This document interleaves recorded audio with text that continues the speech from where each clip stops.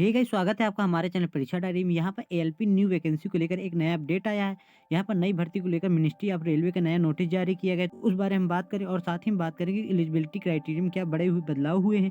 तो पूरी जानकारी के लिए हमारे वीडियो में अंत तक बने रहें और यदि हमारे चैनल नए हैं तो आप हमारे चैनल को लाइक शेयर सब्सक्राइब करें। ये रेल मंत्रालय रेलवे बोर्ड यानी मिनिस्ट्री ऑफ रेलवे का नोटिस है जो जारी हुआ था न्यू दिल्ली डेटेड 11/12/2023 के। नोटिस नंबर है 136/2023।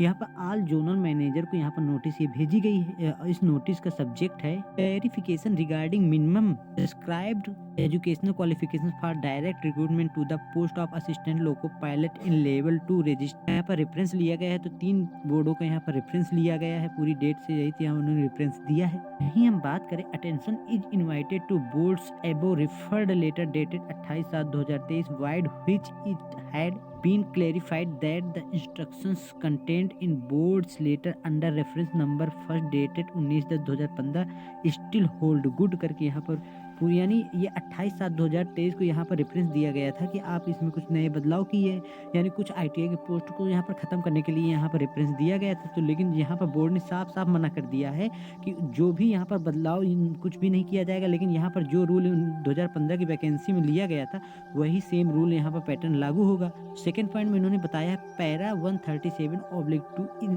Under the heading 3 transportation power department of chapter first of Indian railway establishment manual, यानी यहाँ पूरा वही इंडियन रेलवे के इस्टेब्लिशमेंट के मैनुअल को लेकर यहाँ पर वॉल्यूम फर्स्ट में रिवाइज एडिशन 1989 को यहाँ पर अकॉर्डिंगली, यानी वहाँ का इन्होंने जो एडिशन लिया है 1989 का लिया है, stands amended as per advance correction slip ACS number 284 included herewith, यानी 284 उसमें पॉइंट में यहाँ पर मेंशन किया गया है, जो यहाँ पर पूरी डिटेल बताई गई। और वहीं बात करते हैं जो पूरी इसकी कॉपी यहाँ पर सभी the general secretary AIRF room number 253 Rail Bhavan New Delhi को यहाँ पर भेजी गई और साथ में द जनरल सेक्रेटरी NFI या room number 256 East Rail Bhavan New Delhi को भेजी गई।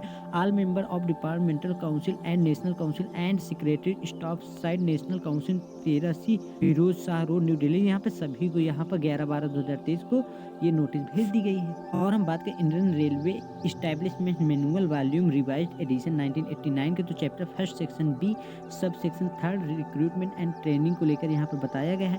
Transportation power department 137/2 assistant loco pilot diesel and electrical, यानी यहाँ डीजल एंड इलेक्ट्रिकल की जो बात कर रहे हैं हम इसमें, तो यानी यहाँ पर जो एलपी वैकेंसी निकाली जाती है एएलपी की, तो उसमें डीजल एंड इलेक्ट्रिकल 2 ट्रेड में यहाँ पर कैटेगरी निकाली जाती है। वहीं बात करें पैरा 137.2 की, तो qualification ETC for direct recruitment will be as under, यानी जो क्वालिफिकेशन की बात करें तो ये नीचे यहाँ पर पूरे यहाँ डिटेल से बताया गया है। एजुकेशनल की बात करें तो यहाँ मैट्रिकुलेशन पास प्लस, यानी जो यहाँ पर मिनिमम क्वालिफिकेशन बताया तो 10th पास दिया जा रहा है, इससे यदि आप कहें तो आप एलिजिबल नहीं माने जाएगा। और इसमें जो मैट्रिकुलेशन पास और प्लस की बात करें दी गई है, तो यानी इसमें केवल 10th पास ही नहीं और इसमें भी कंडीशन और अप्लाई की गई कि क्या क्या और यहाँ पर लगेगा। वहीं बात करें तो ऑप्शन ए में उन्होंने बताया ITI in specified trades act apprenticeship में, यानी ITI और वो भी स्पेसिफाई ट्रेड में इन्होंने बताया कि यहाँ पर ITI मांगी गई। इन्होंने जो जो स्पेसिफाई किया उसी ट्रेड में ये मान्य हो गई रेलवे द्वारा। और स्पेसिफाइड ट्रेड्स एक्ट अप्रेंटिस की भी यहाँ पर बताया। और अथवा यहाँ बात करें हम तो diploma in mechanic electrical electronics and auto mobile engineering in lieu of ITI, यानी ITI की जगह पे यहाँ पर पूरी यहाँ पर ये डिप्लोमा जो मांग रखा है, तो इसमें मैकेनिकल इलेक्ट्रिकल इलेक्ट्रॉनिक्स और ऑटो मोबाइल इंजीनियरिंग में यहाँ पर डिप्लोमा की बात की है इन्होंने। और वहीं नोट इन्होंने बताया specified trades for the purpose of above are as follow, यानी जो ITI की स्पेसिफाइड ट्रेड्स बताया कि कौन कौन सी यहाँ पर ट्रेड मानी जाएगी रेलवे द्वारा, तो वहाँ पर ये पूरी डिटेल बताई है उन्होंने। ऑप्शन ए में यहाँ पे फिटर दे रखा है, बी में इलेक्ट्रीशियन, सी में इंस्ट्रूमेंट मैकेनिक और डी में मिल राइट और मेंटेनेंस मैकेनिक। और यहाँ पर एफ पॉइंट में इन्होंने मेंशन किया है इलेक्ट्रॉनिक मैकेनिक की बात की है। और यहाँ पर जी पॉइंट में इन्होंने मेंशन किया है मैकेनिक, वो भी मोटर व्हीकल की उन्होंने जी पॉइंट में मेंशन किया है। और यहाँ पर मैकेनिस्ट भी है, रेफ्रिजरेशन एंड AC मैकेनिक भी यहाँ पर मतलब एलिजिबल माना गया है। नोट इन्होंने बताया combination of various streams of trades of engineering discipline from a recognised institution in lieu of ITI will be allowed, यानी जो ये कुछ ट्रेडों का कॉम्बिनेशन होता है तो वो भी मान्य होगा, लेकिन ये रिकॉग्नाइज यूनिवर्सिटी से ही मान्य होगा। जो यहाँ पर रिकॉग्नाइज यूनिवर्सिटी होगी तो रेलवे जो मानेगी कि ये इनका कॉम्बिनेशन होता है यानी जो हो इलेक्ट्रीशियन, फिटर जैसे 2 पोस्ट हैं, इनका कॉम्बिनेशन करके कोई पोस्ट होगी, यदि वो कोई कर रखा होगा और रेलवे मान्य कर रही तो आप वहाँ पर एलिजिबल माने जाएँगे।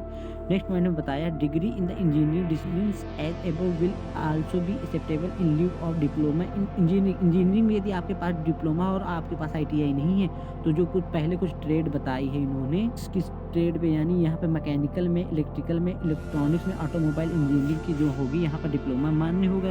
यानी ये लगभग सभी कैटेगरी इन्होंने मेंशन कर दी है, जिसके आपने यहाँ पर देख लें और ये कैटेगरी आपकी है तो आप यहाँ पर एलिजिबल माने जाएंगे। आज के लिए बस इतना ही। यदि आपको जानकारी पसंद आई हो तो आप हमारे चैनल को लाइक शेयर सब्सक्राइब करें। धन्यवाद।